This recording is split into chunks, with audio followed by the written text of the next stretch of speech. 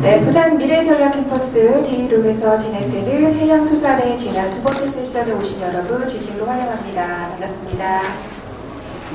저희 두 번째 세션은 오늘 여러분들을 모시고 앞서 말씀드린 것과 같이 4차 산업혁명과 그리고 수산식품산업의 기회라는 주제로 이야기를 들어보도록 하겠습니다. 오늘 여기 계신 분들, 많은 분들 와주셨는데요. 저희가 발표 시간은 50분입니다. 4시 40분까지 마지막까지 또 함께 하시면서 또 오늘 발표하시는 분이 어떤 이야기를 하는지 잘 들어주시고요. 그리고 발표 이후에는 네트워킹 시간이 함께 진행이 됩니다. 네트워킹 시간은 유료 참가자분과 그리고 참여기관 그리고 발표자분들께서 함께 하실 수 있는 시간이니까요. 해당 분들은 또 마지막까지 함께 이 시간 나눠주시기 바라겠습니다. 자, 그럼 제가 발표자를 소개를 해 올리도록 하겠습니다. 오늘 또 귀한 걸음 해주셨습니다. 4차 산업혁명과 그리고 수산식품산업의 기회, 삼진어묵의 새로운 도전이라는 주제로 삼진어묵의 이만식 이사님을 앞으로 모시도록 하겠습니다. 여러분 큰 박수 부탁드립니다.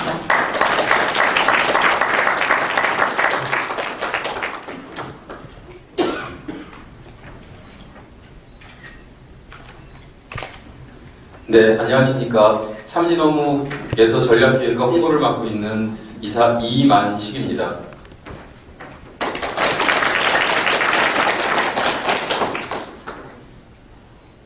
제가 이제 오늘 주제로 뽑은 거는 가장 최근에 이렇게 이슈가 되고 있는 4차 산업혁명과 그리고 이제 4차 산업혁명 속에서 식품산업이 어떤 준비를 해야 되는지 그런 부분들에 대해서 전체적인 흐름을 설명드리려고 합니다.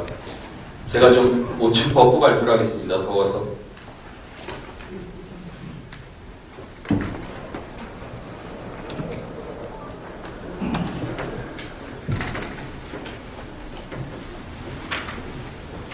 먼저 이야기에 앞서서 삼진어묵에 대해서 간단히 설명을 드리겠습니다.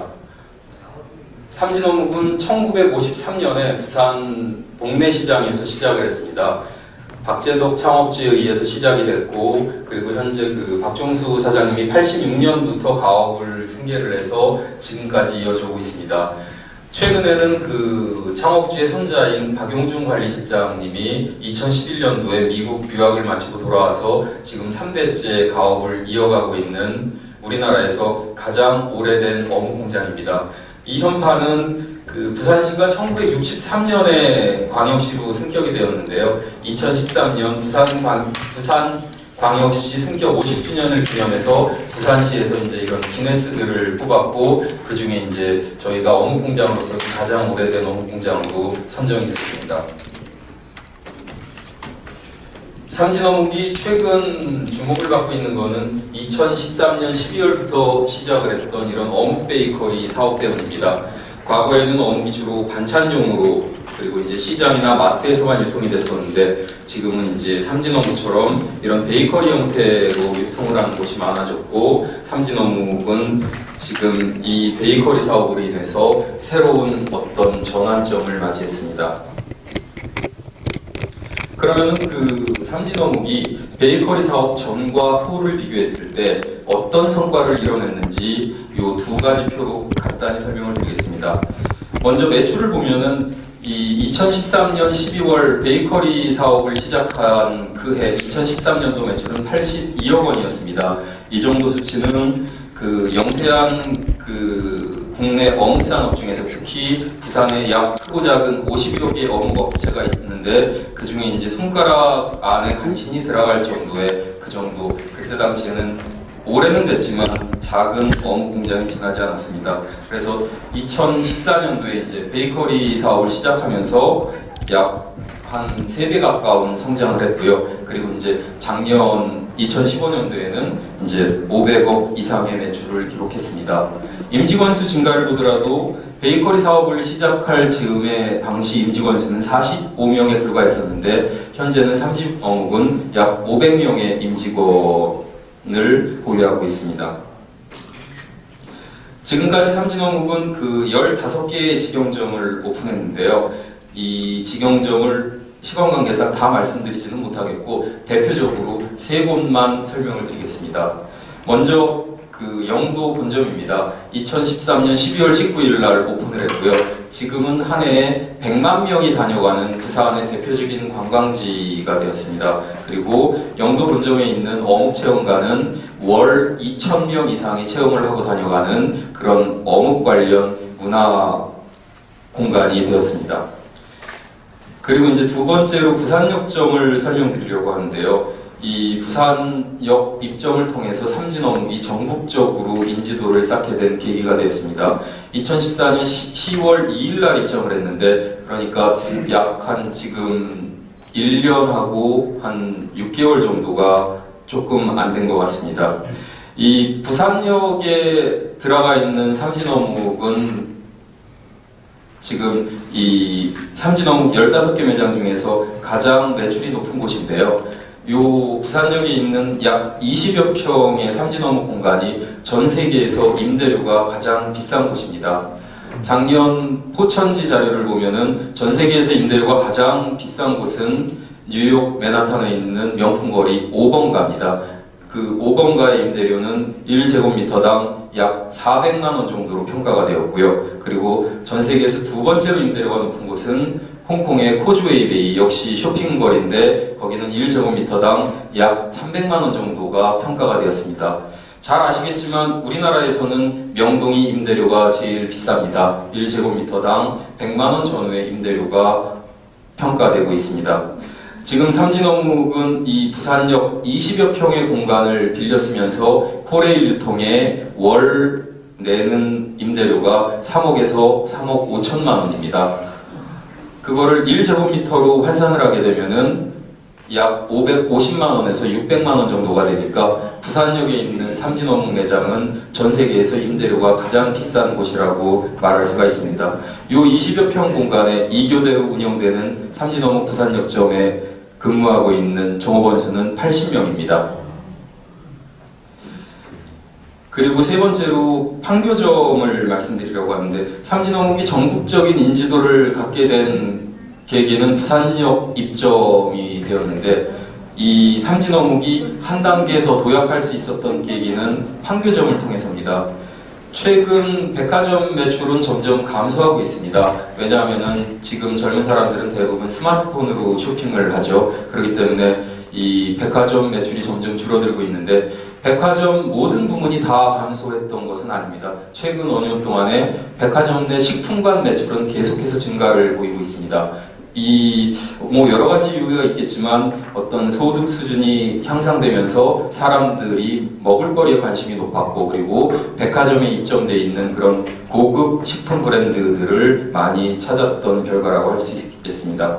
그러다 보니까 작년 8월에 대대적인 오픈을 준비했던 현대백화점은 앞으로 백화점이 살 길은 식품관을 어떻게 꾸미느냐에 따라 달려있다고 보고, 현대백화점 판교점을 식품관에 초점을 두고 공사를 시작합니다. 그래서 현대백화점 판교점은 축구장 2배 넓이 규모의 아주 커다란 식품관을 조성했습니다.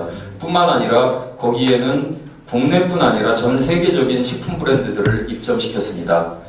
그 유럽의 스타벅스라고 할 수 있는 조앤더 주스를 비롯해서, 그리고 뉴욕의 컵케이크로 유명한 매그놀리아, 그리고 이탈리아의 식료품 브랜드 이태리를 입점을 시켰고요. 그리고 삼진어묵을 비롯한 삼성빵집 등 지역 명물 브랜드들도 입점을 했습니다.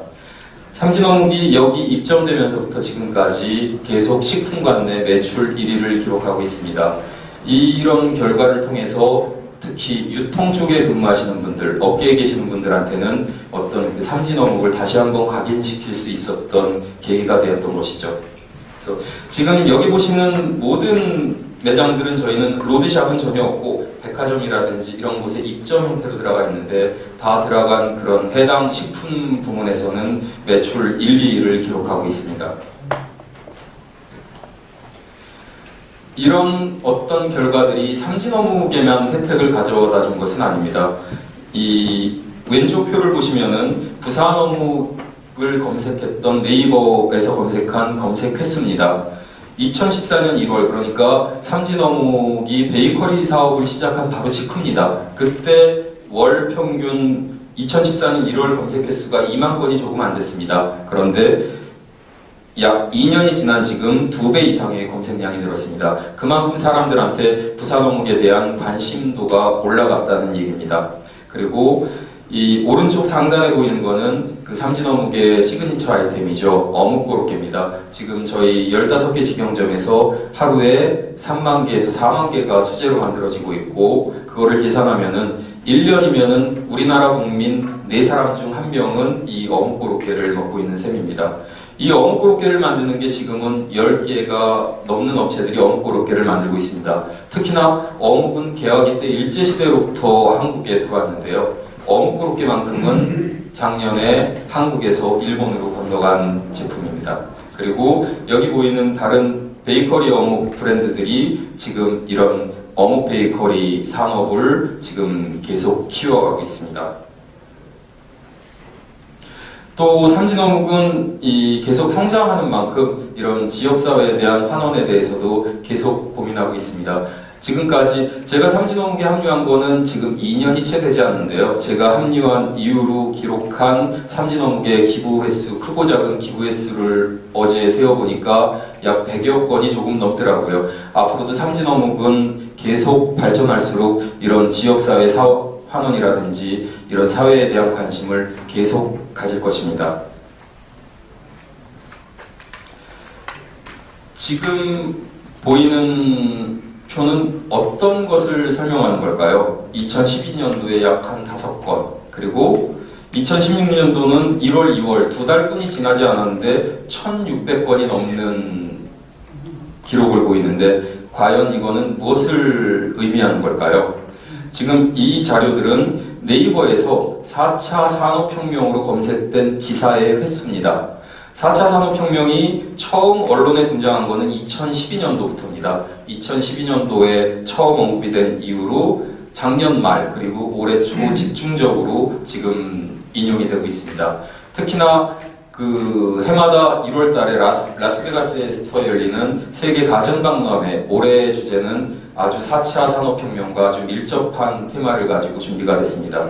뿐만 아니라 1월 21일이었나요? 그 다보스에서 열렸던 세계 포럼에서도 그 주제는 역시 4차 산업혁명이었습니다. 지금 이렇게 작년, 올해 이렇게 많이 언급이 되고 있는 4차 산업혁명이 무엇이길래 지금 이렇게 주목을 받고 있는지, 그럼 조금 더 4차 산업혁명에 대해서 알아보겠습니다. 1차 산업혁명은 우리가 잘 알고 있듯이 그 증기기관을 이용한 영국에서 시작된 어떤 그 산업의 패러다임이 바뀐 결과였습니다.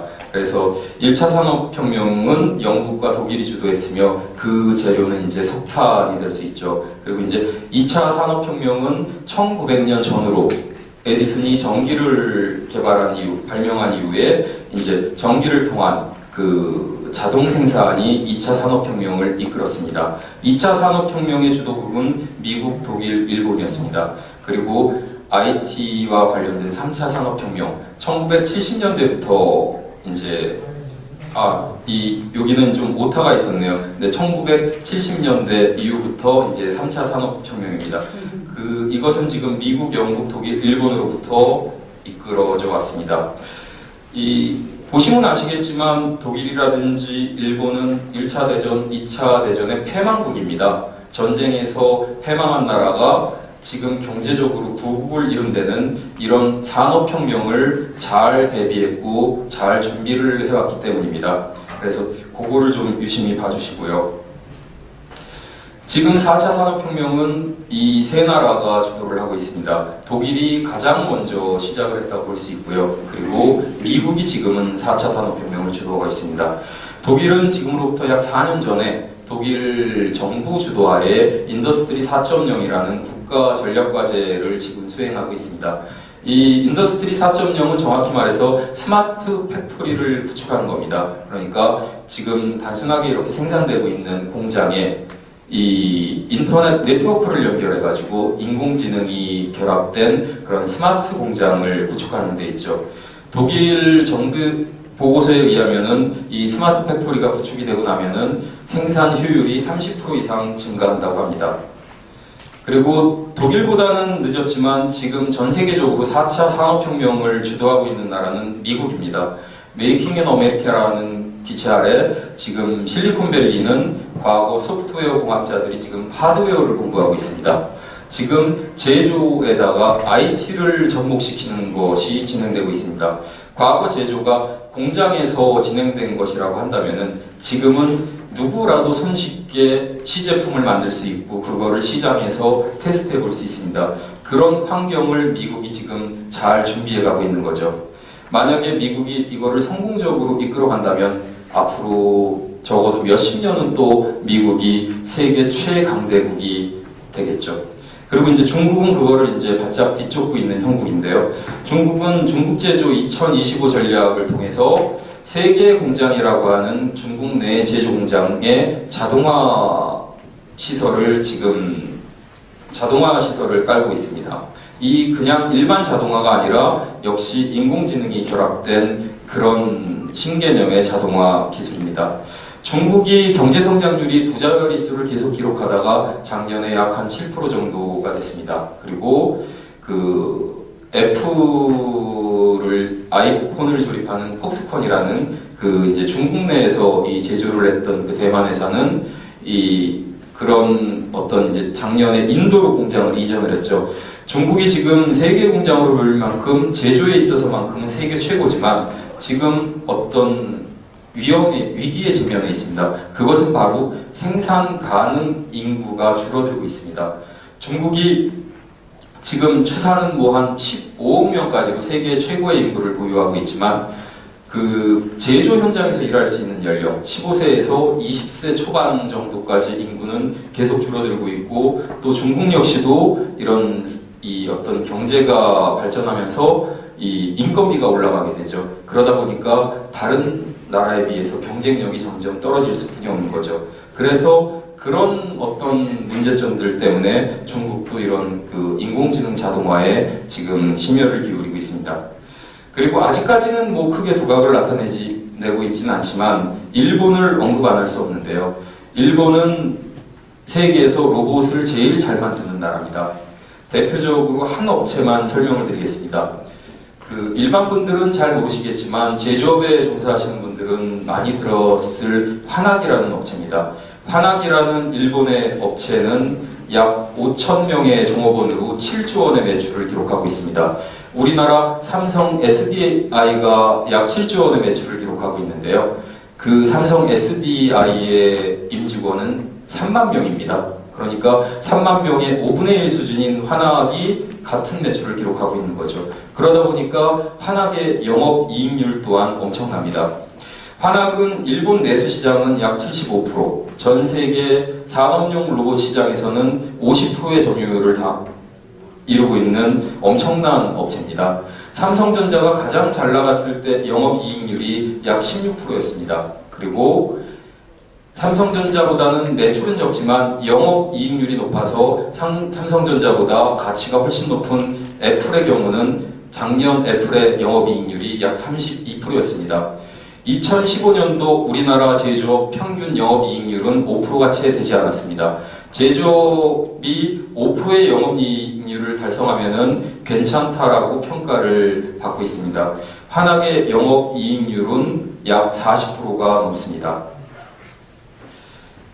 우스갯소리로 일본 로봇 산업에서는 이런 말이 있습니다. 아베노믹스가 실패하더라도 우리에겐 화낙이 있다라는 말들을 한다고 하더군요. 그래서 앞으로 4차 산업혁명이 시작됐을 때 어떤 전제적인 가능성이 높은 나라 중에 하나가 일본이라고 말씀드릴 수 있습니다. 그럼 4차 산업혁명은 무엇일까요? 4차 산업혁명은 이 IT가 발달이 되면서 그런 것들이 네트워크로 연결되면서 그런 환경들이 조성됐습니다. 여기 보이시는 이런 모든 환경들이 지금 4차 산업혁명을 가능하게 하고 있습니다. 다 말씀드리지는 못하겠고 그 중에 중요한 두 가지를 말씀드리겠습니다. 빅데이터와 사물인터넷입니다. 빅데이터는 최근 몇 년 전부터 많이 언급이 됐습니다. 재작년, 작년부터는 빅데이터 관련 도서들도 많이 나오고 있고요. 과거에는 전혀 가치가 없었던 그런 데이터들이 이것이 인터넷, 네트워크와 연결이 되면서 가치가 있기 시작했습니다. 미국에는 제임스 박이 설립한 핏빛이라는 업체가 있습니다. 핏빛이라는 업체는 약 한 1년 전에 그 나스닥에 굉장히 주목을 받으면서 상장을 했죠. 핏빛이라는 업체가 만들고 있는 웨어러블 디바이스는 그 손목에 차는 그런 심박수라든지 운동량, 수면 활동량을 측정할 수 있는 그런 아주 간단한 기계였죠. 과거에 그 만보계를 아실 겁니다. 허리에 차고 다니면은 이제 하루에 몇 걸음을 다녔는지 알 수 있는 그것들은 과거에 개인들한테만 의미가 있었지만 이 데이터가 네트워크와 연결이 되면서 지금은 개인뿐 아니라 보험회사 그리고 병원 이런 관련 기관 업체까지도 중요성을 느끼고 있습니다. 쉽게 말해서 어떤 한 사람이 잠을 자면서 활동하는 변화를 데이터로 기록에 남김으로써 이 사람의 건강 상태를 어떤 질병이 오는 것을 미리 예방할 수 있고요. 그리고 특히나 앞으로는 보험에 가입할 때 지금은 뭐 천편일률적인 어떤 나이라든지 성별이라든지 이런 신산 정보만으로 그 보험액이 산출이 됐지만 앞으로는 그 사람이 활동하는 운동량에 따라서도 보험비가 조금씩은 달라질 것 같습니다. 지금 이 핏빛의 데이터들을 지금 보험회사라든지 그리고 미국 내 의료기관에서 굉장히 그 요청이 지금 많은 상태입니다. 그래서 앞으로는 이런 빅데이터를 통해 가지고 세상이 많이 달라질 거고요. 그 지금 또 하나 더 이제 말씀드릴 게 이 사물 인터넷인데 이 사물 인터넷이라는 것은 1999년 MIT 교수에 의해서 이제 처음 언급이 된 단어입니다. 이것은 이 1999년에 언급이 됐는데 옥스퍼드 사전에 등재된 거는 2013년이니까 꽤 최근에 이제 이게 대중적으로 이제 알려진 거죠. 지금 현재는 우리가 들고 다니는 스마트폰이 어떤 그 사물 인터넷의 허브 역할을 할 수 있는데 앞으로 2020년이 되면은 사물 인터넷에 해당되는 디바이스들이 500억 개에서 2000억 개 이상이 될 거라고 합니다. 그거를 사람 수로 환산하면은 사람 한 명당 6, 7개 내지 많게는 26, 27개의 사물 인터넷이 연결된다는 거죠. 저는 이러한 그 빅데이터와 사물 인터넷의 발달로 앞으로는 특히 인간 수명이 월등히 늘어날 거라고 생각을 하고 있습니다. 이 다른 학문에 비해서 의학이 굉장히 발달이 늦을 수뿐이 없었던 것은 사람을 관찰하는 데는 굉장히 오랜 시간과 비용이 소모가 됩니다. 그렇기 때문에 다른 어떤 학문에 비해서 이 발전 속도가 늦었는데 지금은 전 세계 수천 명, 수억 명의 사람을 동시에 관찰을 할 수 있습니다. 그러면은 암 유발 인자가 어떻게 생성이 되는지 당뇨는 어떻게 오는지를 지금보다 훨씬 빠른 시간 내에 발견을 할 수 있을 거고 그로 인해서 앞으로는 그런 예방의학들이 점점 발달을 하고 그로 인해 기대 수명이 인간의 수명이 월등히 올라갈 것으로 생각을 하고 있습니다. 그럼 이런 그 4차 산업혁명 속에서 식품산업은 과연 어떤 준비를 해야 되고 식품산업에서는 무슨 일이 있을 수 있는지 그거를 좀 시야를 좁혀보도록 하겠습니다. 작년도 기준으로 식품시장은 5.5조 달러가 됩니다. 우리나라 돈으로 환산을 하면은 뭐 1달러를 그냥 단순히 1,000원으로 환산했을 때 약 5,500조가 됩니다. 근데 IT 시장은 뭐 그 절반 정도뿐이 안 되죠. 그런데 이 시가총액으로 순위를 매겨보면은 작년도에 거의 전 세계 10위권 내에는 IT 기업들이 이렇게 들어가 있습니다. 시장은 식품 시장이 훨씬 더 큰데 왜 이 시가총액 순위로 보면은 IT 기업들이 이렇게 들어가 있을까요? 뭐 저는 이렇게 생각합니다. 식품 산업은 굉장히 오래된 산업입니다. 이 완전 경제 이론을 대입해 보면은 식품 산업은 굉장히 영세하고 어떤 기술적 차이도 존재하지 않고 많은 식품 업체들이 시장에 똑같은 제품을 팔고 있습니다. 그렇기 때문에 그 가격을 통해서 얻을 수 있는 기업의 이익은 거의 없다고 볼 수 있습니다. 그런데 IT 70년대, 80년대 들어선 이 IT 업체들은 거의 다가 독과점 형태의 성격을 띠고 있습니다. 그러다 보니까 이렇게 부를 집중시킬 수 있었던 것이죠. 제가 이 말씀을 왜 드리냐면은 앞으로는 이것 때문에 식품 산업에 더 큰 기회가 올 것이라고 생각을 합니다.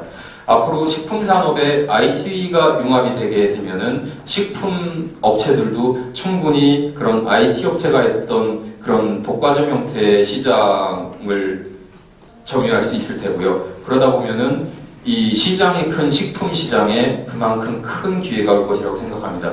특히나 전 세계 의료 시장은 약 8조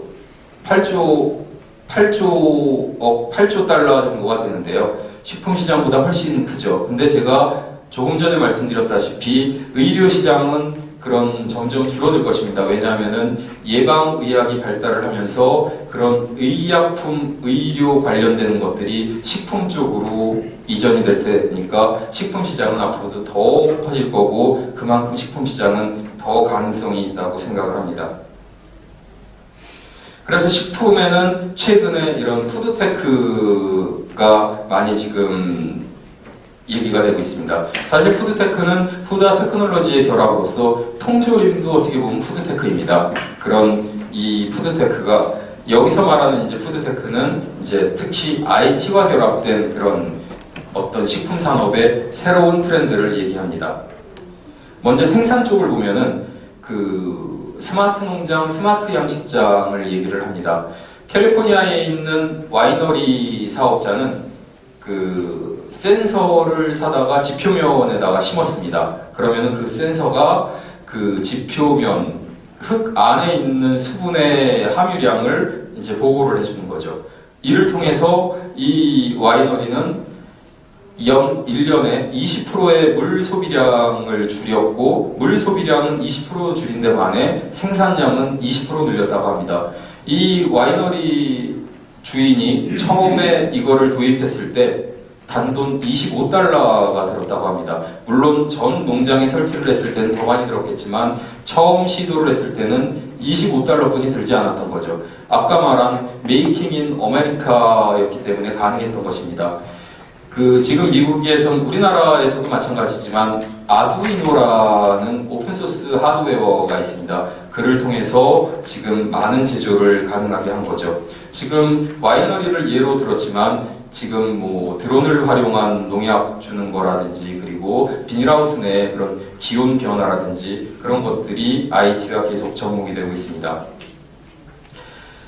인구 500만으로 연 10조 정도의 수산물을 수출하는 나라가 있습니다. 우리나라의 한 10분의 1분이 안 되는 인구가 우리나라 한 해 수산물 수출량이 2천억이니까 우리나라 수산물 수출액의 20배를 수출하는 나라죠.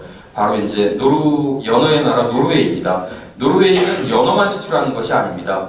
이 스마트 양식 기술까지도 수출을 하고 있습니다. 스마트 양식장에서는 치어일 때 언제 항생제를 얼마만큼 주면은 치사량을 최소치로 줄일 수 있는지를 데이터로 기록을 하고 있습니다. 또한 어떤 사료를 어떻게 배합해서 언제 주게 되면은 오메가3 함유량이 많은 연어를 양식할 수 있는지 그런 정보들을 이미 전산화해서 기록하고 있습니다.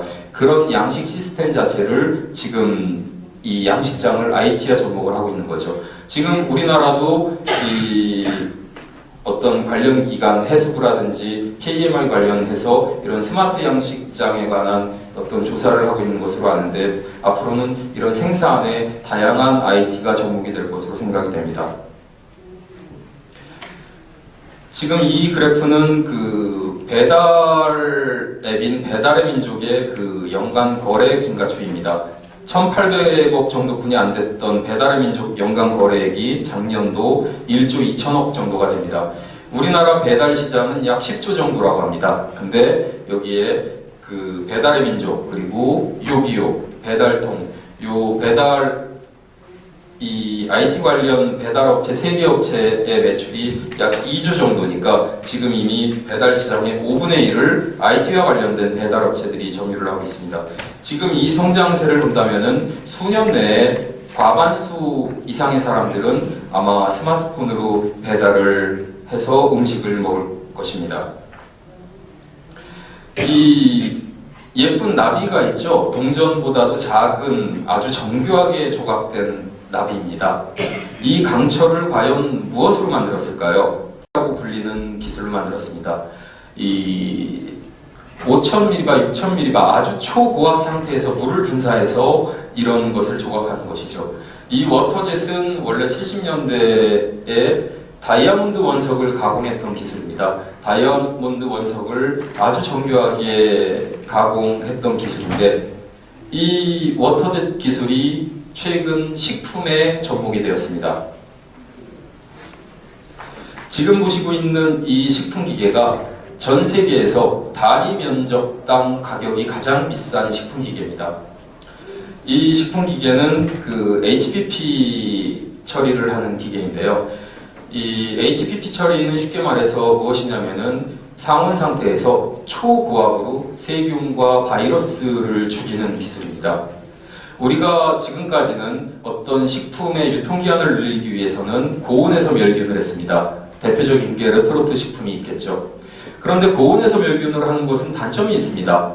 좋은 영양소까지도 다 파괴가 되는 것이죠. 그리고 특히 생과일 주스 같은 것은 고온에서 멸균할 수가 없죠. 다 익어버리니까요. 근데 지금 풀무원에 있는 풀무원에서 생산되는 아임리얼이라는 생과일 주스는 2주의 유통기한을 달고서 지금 마트에 유통이 되고 있습니다. 좀 더 정확히 말하면은 그 풀무원의 아임리얼 제품의 유통기한은 40일이 넘습니다. 근데 풀무원에서는 소비자들이 유통기한을 40일로 알게 되면은 여기에 어떤 안 좋은 게 있길래 이 40일씩 되는 거지 하는 그런 것 때문에 지금 일부러 2주의 유통기한을 찍어서 유통을 시키고 있는 거죠.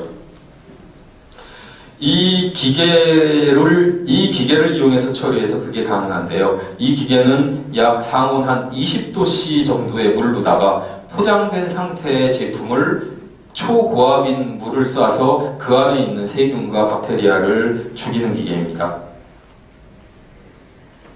지금 이것은 제가 이 기계가 생산되는 곳이 스페인인데 지난 12월 달에 스페인 그 업체 그리고 스페인 현지 시장에 가서 직접 찍어온 사진입니다. 보이시는 것은 홍합 깐 것입니다. 만약에 우리나라에서 이런 홍합이라든지 바지락 같은 깐 거를 마트에서 판다면 유통기한 한 2, 3일 정도에 이렇게 판매가 될 겁니다. 냉장 상태로. 지금 여기 이 사진을 촬영했을 당시가 2015년 12월 15일 정도였습니다. 여기 유통기한이 2016년 1월 15일까지로 되어 있습니다. 약 한 달 동안을 냉장으로 유통을 시키고 있는 겁니다. HPP 처리를 통해서 말이죠. 그리고 이거는 샐러드입니다. 그냥 바로 먹을 수 있는 레디 투 잇 형태의 즉석 편의식품입니다. 이것도 역시 2016년 2월 1일까지 되어 있으니까 한 달 반, 약 4, 50일 정도의 유통기한을 지금 갖고 있는 거죠. 그리고 이런 바로 데워서 먹을 수 있는 파스타, 그리고 이런 조리된 밥, 이런 것까지도 지금은 다 HPP 처리를 하고 있습니다. 제가 작년 미래전략 캠퍼스에서 삼진어묵은 앞으로 냉동 어묵을 조금 더 많이 개발을 할 것이라고 얘기를 했었습니다. 왜냐하면은 지금 현재 냉장어묵으로 중국이라든지 일본에 수출하는 것은 한계가 있기 때문입니다. 그래서 앞으로 더 식품 냉동 기술이 발전함에 따라서 냉동 어묵이 더 늘어날 것이라고 얘기를 했는데 그때 얘기했던 제 말은 분명히 틀렸습니다. 제가 지지난달에 유럽에 다녀오면서 유럽의 이런 유통 구조가 냉동에서 냉장으로 급격히 변하고 있었습니다. 과거 유럽이라든지 미국은 전체 유통의 절반을 냉동 제품으로 유통이 됐습니다. 왜냐하면 그만큼 땅이 넓기 때문에 냉장으로는 도저히 커버가 안 됐기 때문이죠. 근데 이런 이 신기술이 식품 산업에 접목이 되면서 유통까지도 어떤 식품 유통에 혁명을 일으키고 있는 것입니다. 앞으로는 어묵도 이런 냉동 어묵이 아닌 냉장 어묵도 충분히 중국이라든지 이런 곳에 수출을 할 수 있습니다. 제가 스페인 이 공장에 가가지고 이제 들고 간 어묵을 실험실에다가 의뢰를 하고 왔습니다. 얼마 전에 2달이 경과됐는데 2달이 경과되도록 이상이 없어서 추가 연장 실험을 지금 진행하고 있습니다. 아마 어묵을 가지고 이 HPP 처리를 하면은 냉장 상태에서도 6, 70일 이상의 유통기한을 가질 것이니까 뭐 미국까지도 얼마든지 한국에서 제조해서 유통할 수 있게 되는 거죠. 이 스페인에 있는 이 H사의 최근 매출입니다. 지금 이 스페인의 이 업체가 전 세계 이 HPP 기계를 거의 독점식으로 공급하고 있습니다. 그러다 보니까 이렇게 매출이 많은데요. 여기서 중요하게 보셔야 될 거는 단순한 이 매출 증가가 아닙니다. 이 업체의 매출이 이렇게 올라갈 수 있었던 데에는 지금 전 세계 식품 시장이 간절히 그런 HPP 처리된 식품을 원하고 있다는 그거를 여러분들께서 보셔야 됩니다. 지금 앞으로 세계 식품 시장은 급속도로 냉동에서 냉장으로 변화될 것입니다. 우리나라는 현재 풀무원이라든지 CJ 그리고 파리바게트를 갖고 있는 SPC 정도 대기업에서만 지금 이 기계를 도입하고 있는데요. 앞으로는 이런 수산 가공업체들도 이런 HPP 처리 물론 비싸긴 하지만 도입을 한다면은 월등한 경쟁력을 가질 수 있을 것입니다.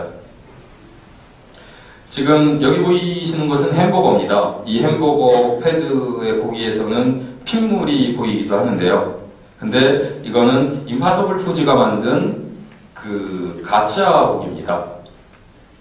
그리고 이거는 치킨인데요. 역시나 이것도 비욘드 미트가 만든 가짜 닭고기입니다. 그리고 계란 후라이죠. 그리고 마요네즈입니다. 근데 이 마요네즈는 에그프리 메이오입니다. 해밀턴 크릭이라는 곳에서 계란이 들어가지 않는 이런 마요네즈를 판매하고 있습니다. 이 임파서블 푸드 창업자는 우연하게도 적혈구에 있는 헤모글로빈 구조와 그리고 식물의 엽록소에 있는 구조가 유사한 것을 보고서 식물로서 이런 페이크 미트를 개발할 생각을 했다고 합니다. 지금 미국에서는 이런 육류를 대체할 수 있는 이런 푸드테크 산업이 굉장히 각광을 받고 있습니다. 우리가 잘 알고 있는 빌 게이츠가 이 세 업체 모두에 투자를 했습니다. 그리고 아시아 최고의 부자인 리커싱도 이 업체들에 투자를 했습니다.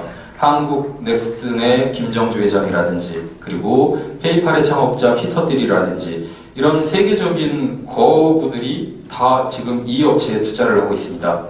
과연 이 업체들한테 투자를 하는 이유는 뭘까요? 돈을 가진 사람이 돈을 투자하는 근본적인 이유는 딱 하나입니다.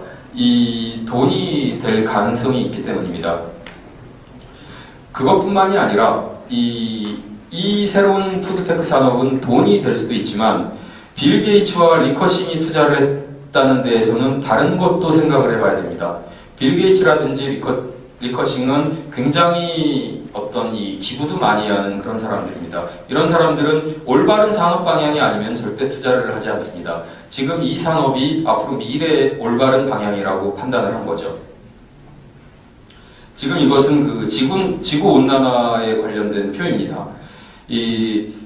이산화탄소의 지구온난화 지수 1로 본다면 메탄은 23, 이산화질소는 296에 이릅니다. 근데 우리가 육류를 얻기 위해서 가축을 키우는 데 있어서 굉장히 이렇게 메탄과 이산화질소를 배출하고 있습니다. 인류가 지금 고기를 먹기 위해서 기르고 있는 가축을 통해서 나오는 대기오염 지수는 자동차라든지 항공기가 뿜어내는 것보다도 훨씬 더 심각합니다. 그렇기 때문에 인류의 미래를 위해서도 지구의 환경을 위해서도 그런 푸드테크 산업이 더 투자가 돼야 되고 그런 쪽으로 발전이 돼야 되는 것이죠. 그렇다면 이제 어묵은 어떤 미래가 있을까요? 최근 삼진어묵은 게임 업체인 NC소프트와 콜라보레이션을 많이 하고 있습니다. 최근에는 이제 행복한 어묵탕이라는 걸 개발했는데 이거는 지금 온라인과 오프라인의 장벽을 지금 허물고 있습니다. PC방에서 유통되는 이 어묵탕을 구매를 하면은 게임 유저는 이런 내용의 게임 능력치를 부여받게 됩니다. 또한 이제 향후에 삼진어묵 전국 15개 직영점과 연계를 해서 게임 내에서 퀘스트를 저희 삼진어묵 직영점에서 수행할 수 있는 그런 온라인과 오프라인을 연계할 수 있는 그래서 서로 윈윈할 수 있는 그런 연계 사업들을 계속해 나갈 것입니다. 지금 여기 보이는 거는 아주 한 동전 크기의 작은 비컨입니다. 안에 센서가 들어있고 시계 배터리가 들어있죠. 이거를 통해서 그 온도 측정을 할 수 있습니다. 지금 삼진어묵은 하루에 한 1000박스 이상의 택배 박스가 지금 출고되고 있는데요. 앞으로 지금 그 신라대학교하고 지금 산업협력으로 지금 이거를 개발 중에 있습니다. 앞으로 택배 박스에 이 비콘을 넣으면 소비자는 이 비콘을 통해서 이 택배 박스가 공장에서 출고될 때부터 내가 받을 때까지 어떤 온도 변화를 겪었는지를 볼 수가 있습니다. 그러면 소비자들은 지금보다 더 안심하고 수산 가공식품을 구매할 수 있겠죠. 또한 업체는 그거를 통해서 어떤 부분에서 이 온도 관리가 안 됐다라는 게 파악이 되면은 지금보다 더 완벽한 물류 인프라를 가질 것입니다. 또 신라대학교와 산학협력으로 노인 친화 어묵 그리고 운동선수들이 운동 후 단백질이 빠르게 보충될 수 있는 그런 기능성 어묵을 지금 테스트하고 있습니다. 여기 보이는 거는 이제 3D 프린터입니다. 아직까지는 3D 프린터의 대당 가격이 비싸서 일반 가정에까지는 보급이 안 됐지만 지금 이 비용이 내려간다면 앞으로는 어묵도 각 개인의 가정에서 3D 프린터로 이렇게 찍어낼지도 모르겠습니다. 그러면은 지금처럼 완제품 어묵을 구매하는 것이 아닌 이런 어묵 반죽, 페이스트만 구매해가도 충분히 개인의 레시피를 활용한 그런 어묵을 만들 수 있겠죠. 그리고 지금 이것은 남극의 크릴입니다. 현재 남극의 크릴은 그 약 한 5억 톤에서 한 20억 톤 정도로 추정이 되고 있습니다. 최근 얼마 전에 기사를 보니까 국립수산과학원에서 지금 그 음파를 가지고 3월, 4월 중에 남극의 크릴이 어느 정도 있는지 지금 그거를 조사한다고 합니다. 이게 본격적으로 조사가 완료가 되면은 이 남극 크릴을 인류가 어느 정도로 잡았을 때 생태계가 계속 유지가 될 수 있는지 그리고 그 안전한 그런 어획량 속에서 이 크릴을 식량화할 수 있겠죠. 이런 말이 있습니다. 크릴보다 작은 것들 중에서 크릴이 안 먹는 건 없고 크릴보다 큰 생명체 중에서 크릴을 안 먹는 거는 없다라고. 그만큼 크릴은 남극에서 어떤 생태계의 허리와 같은 중요한 역할을 하고 있기 때문에 이 식량 자원에 앞서서 일단 그 보존을 더 염두에 둬야 되는 거죠. 그렇지만 이게 과연 식량으로 가능하다고 하면은 오메가3라든지 단백질로 풍부한 그리고 갈수록 지금 어획량이 줄어드는 인류한테는 어떤 새로운 자원으로 각광받을 수 있을 것입니다. 또는 그 인공 단백질로 어묵을 만들 수도 있을 것입니다. 아직까지는 이런 인공 단백질 기술이 발전을 못한 게 아니라 인공 단백질을 만드는 비용이 비싸가지고 못하고 있습니다. 2013년도에 소 줄기세포를 가지고 햄버거 패티 하나를 만드는 데 들었던 비용은 32만 5천 달러였습니다. 한 4억 가까이 되는 돈이죠, 햄버거 하나가. 근데 최근에는 그 비용을 11달러까지 떨어뜨렸습니다. 만약에 이 비용을 1달러까지도 떨어뜨릴 수 있다면 향후에는 맥도날드에서 소줄기세포로 만든 햄버거를 충분히 사 먹을 수 있겠죠.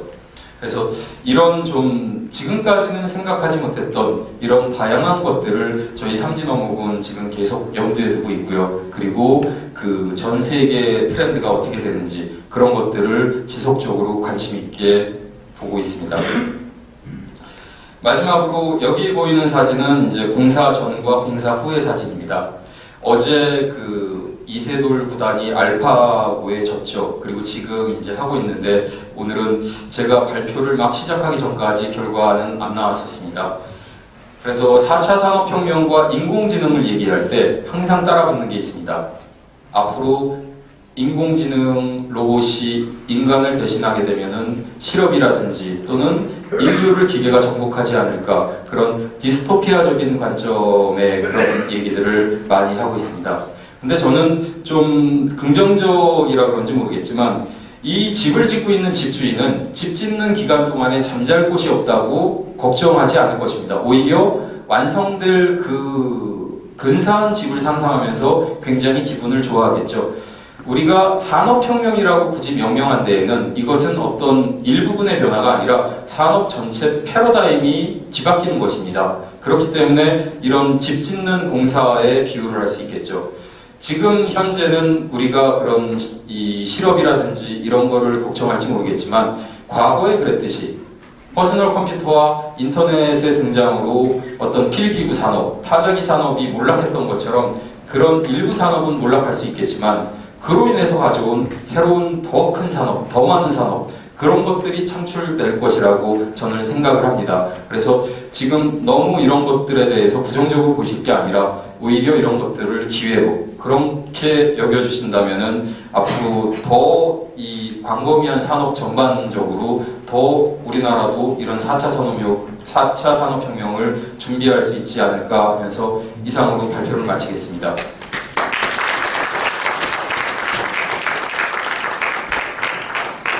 네, 예. 한 분 정도만 있으시면 시간이 좀 한 분 있으시면 누구 손 들어주시면 저희가 지리입니다. 이사님하고 함께 진행하도록 하겠습니다. 있으세요? 질문이 안 나올 만큼 완벽한 것 같습니다. 네, 그럼 질문 없으시면은 이 자료들을 삼진어무 홍보팀 직원들이 굉장히 열심히 준비해 주었습니다. 저는 바쁘다는 핑계로 직원들한테 마지막으로 고맙다라고 전해주고 이상 마치겠습니다. 고맙습니다. 네, 여러분.